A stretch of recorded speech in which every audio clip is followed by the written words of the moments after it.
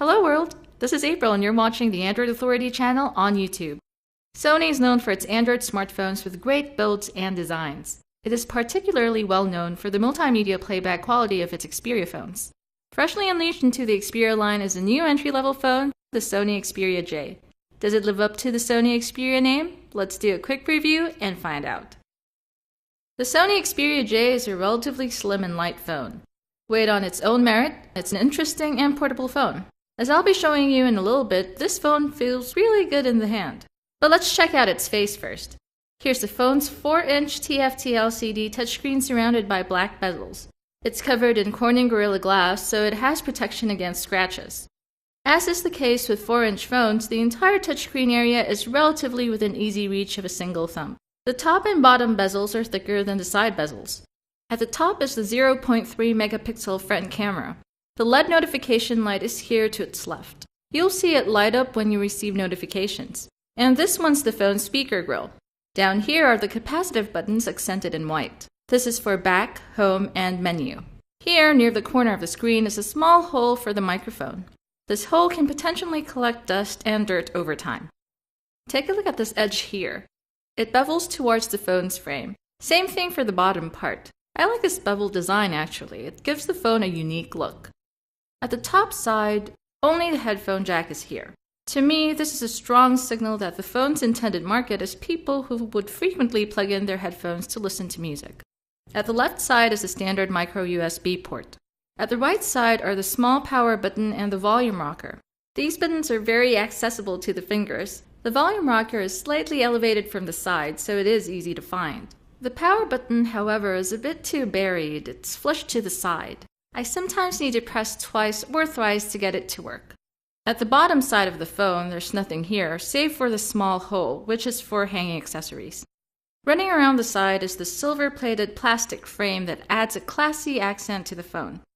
The bottom of the frame hides something fascinating. When you wake your phone, this part here lights up. Nice, eh? It's called Smart Illumination. The colors change depending on your theme. Let's check out the back. One very noticeable thing about the back is that it's curved. The top and bottom parts are thicker.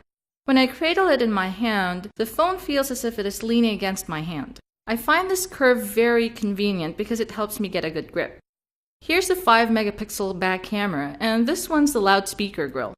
The back cover itself is plastic, but it looks very nice. It has a pearly off-white shade to it. This is a removable snap-on cover, and you have to be very careful when you're prying it open. Let's see what's underneath the back plate. Here's the battery. Lithium-ion pack rated at 1750 mAh for up to about 8.5 hours of non-stop video playback. The slot is for a regular size SIM, and this one's for microSD card expansion. Now it's time to see the phone in action. First, we wake the phone from sleep. Here's the lock screen.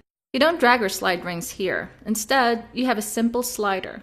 Sliding this icon to the right will unlock the phone. Sliding this icon to the left will unlock the phone and immediately open the camera app. Here's the very beautiful home screen. This is Android 4.0.4 Ice Cream Sandwich right here, skinned with Sony's Timescape user interface, which is a cool looking UI. The display uses TFT LCD touchscreen technology with display resolution of 854 by 480 pixels. With a 4-inch diagonal, the effective display density is 245 ppi, which is rather sharp and crisp. Navigation is generally smooth on this phone, but not butter smooth, I must say.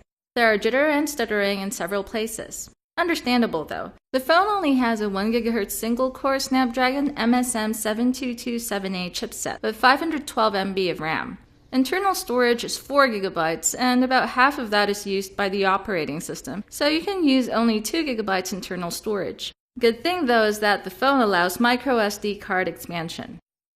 The back camera snaps photos relatively fast, but the output is not spectacular whether indoor or outdoor shots. I frequently had trouble focusing on the subject. There's slight delay after pressing the shutter. As for videos, don't expect high definition. The highest you can record is 480p. If you're buying this phone for its camera, I suggest that you don't. Video playback is okay. The stock video player can play most video formats except QuickTime. Though don't expect video playback to be always smooth and fluid. More importantly, don't expect your 720p HD videos to play smoothly, if they play at all. But for audio, this is a wonderful phone. You get Sony's Walkman Player app plus extra sound boost through xCloud technology. You can manually adjust sound levels through a 5-band equalizer too. If great music is what you're after in a budget phone, this phone does the job well. Despite several shortcomings, the Sony Xperia J is a great phone. It has a sharp and crisp screen, good battery life, and Sony quality sound. I find that it is better for music playback rather than video playback in addition to standard phone use and occasional web browsing.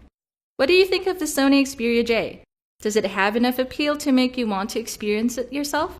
Let's talk more about it in the comments. For a full review of the phone, visit our website. Don't forget to subscribe to our YouTube channel. This is April from Android Authority. Thanks again for watching. May the light side of the Android Force be with you.